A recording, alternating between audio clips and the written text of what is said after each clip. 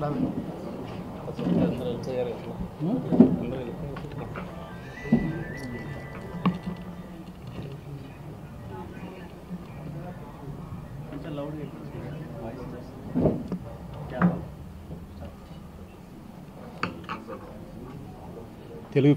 Film industry employees federation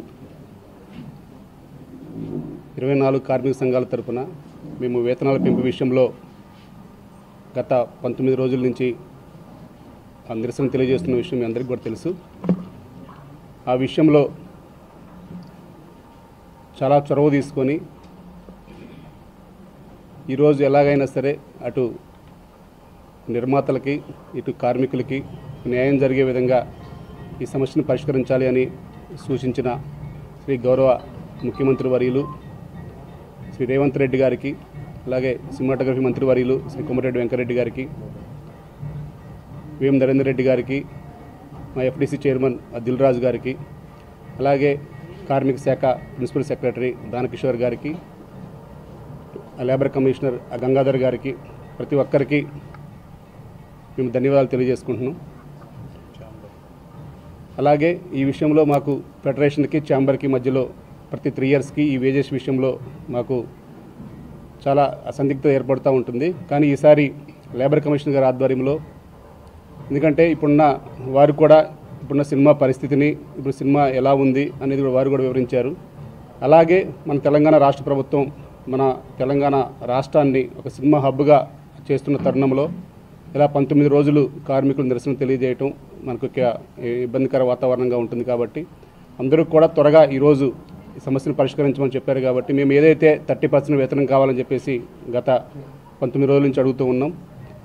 ఇక సమస్యలు ఇరుపక్కల ఉన్నాయి కాబట్టి వారు అన్ని విషయాలు కూడా ప్రభుత్వం వారు అన్ని విషయాలు కూలంకుషంగా చర్చించి ఒక మొదటి సంవత్సరం 15%, రెండవ సంవత్సరం 2.5%, మూడవ సంవత్సరం 5% కింద వారు డిసైడ్ చేయడం జరిగింది.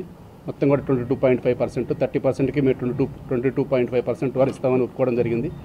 అలాగే కండిషన్ల విషయంలో కూడా ఆ మొదటి కండిషను ఎలాగో ఇప్పటి నుంచో ఉంది కాబట్టి దాని ప్రకారమే ఫాలో అవుతామని చెప్పాము. మన దగ్గర స్కిల్ లేకపోతే కనుక బయట నుంచి తెచ్చుకోవచ్చు అన్నారు. సో దానికి కూడా అంగీకరించడం జరిగింది. ఇక రెండోది ఫైటర్స్ డాన్సర్స్ రేషియో ఎప్పటి నుంచో ఉంది కాబట్టి అది కూడా ఈసారి అది ఇండియా లెవెల్లో పరిష్కారం కావాలి కాబట్టి హైపెక్ మీటింగ్కి ఇటు లేబర్ కమిషనర్ గారిని, అటు ఛాంబర్ పెద్దల్ని, అట్లాగే దిల్ రాజు గారిని, వారిని కూడా వారి సహకారం కావాలని చెప్పాము. వారు కూడా ఇస్తామని చెప్పారు. అక్కడ కనుక పరిష్కారం అయితే దాని ప్రకారం కూడా ముందుకెళ్ళడానికి సిద్ధమే అని చెప్పాము. ఇక మూడో విషయంగా ఆదివారాలు వారు అడిగారు. ఆదివారాల విషయంలో ఇప్పటిదాకా డబుల్ కాల్ షీట్లు ఉండేవి, దాన్ని 1.5 కాల్ షీట్ కింద పరిగణించడం జరిగింది. అలాగే నాలుగవది 9 గంటల నుంచి 9 గంటలకి ఉంది కాబట్టి కాల్ షీట్ వాళ్ళు అడిగారు. ఫస్ట్ నుంచి కూడా ఆ కాల్ షీట్ మీదే ఉన్నారు. మేము మొత్తం కూడా వారికి కూడా వివరించడం జరిగింది.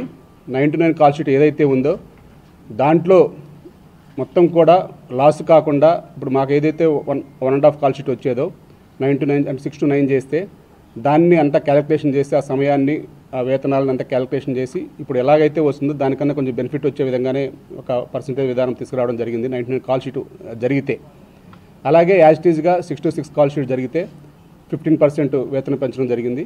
అలాగే ఒక 4 యూనియన్లని వాళ్ళు సపరేట్గా కమిటీకి ఫార్వర్డ్ చేశారు. వాళ్ళ కష్టం ఏంటి, వారి నష్టం ఏంటి కూడా తెలుసుకొని ఆ ప్రొడక్షన్ అసిస్టెంట్స్ యూనియన్, మహిళా workers, studio workers, light men union, ఆ 4 యూనియన్లకి ఏంటనేది కమిటీకి ఫార్వర్డ్ చేశారు. వారికి కొంచెం మేము ఎక్కువ కావాలని అడిగాము.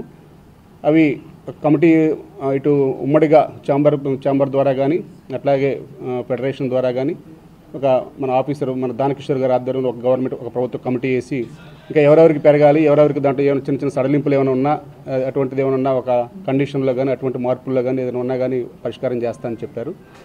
అంతిమంగా ఇంకా అలాగే ఫైటర్స్ డాన్సర్స్ కూడా వారికి కూడా 7.55 పెట్టడం జరిగింది. మేము దాన్ని కూడా అడిగాము, కొంచెం ఇంక్రీజ్ అడిగాము. ఫైటర్స్కి డాన్సర్స్ ఇంకో 2.5 కూడా కావాలి అని. అది కండిషన్లు అన్నీ కూడా ఒప్పుకుంటే అప్పుడు చూద్దామన్నారు. సరే ఏదైనా కమిటీ ఫార్వర్డ్ చేశారు అవన్నీ కూడా. మేము దానికి ఇప్పుడు ఏదన్నా ప్రభుత్వం సానుకూలంగా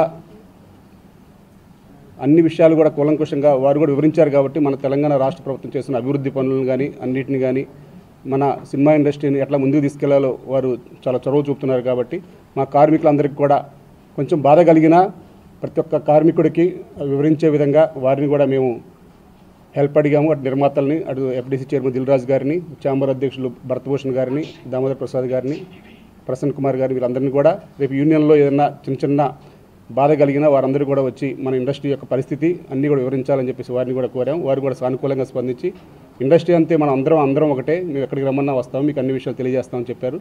కాబట్టి ఏదేమైనా మన తెలంగాణ రాష్ట్ర అభివృద్ధిలో భాగంగా సినీ పరిశ్రమకి మా వంతుగా మేము ఫెడరేషన్ మేము అందరం కూడా అండగా ఉందామని మేము భావించాం. కాబట్టి ఈరోజు ఛాంబర్ అధ్యక్షులు భరతభూషణ్ గారు కానీ మన దిల్ రాజు గారు చాలా చొరవ తీసుకొని మన గంగాధర్ గారు పొద్దున్న నుంచి కూడా అనువు కూడా ప్రతి ఒక్క పాయింట్ని కూడా తీసుకొని మన అందరికి యొక్క ఇప్పటికప్పుడు మనం సమన్వయం చేస్తూ ఇరుపక్షాలని చాలా ఒక టేబుల్కి తీసుకురాగలిగారు.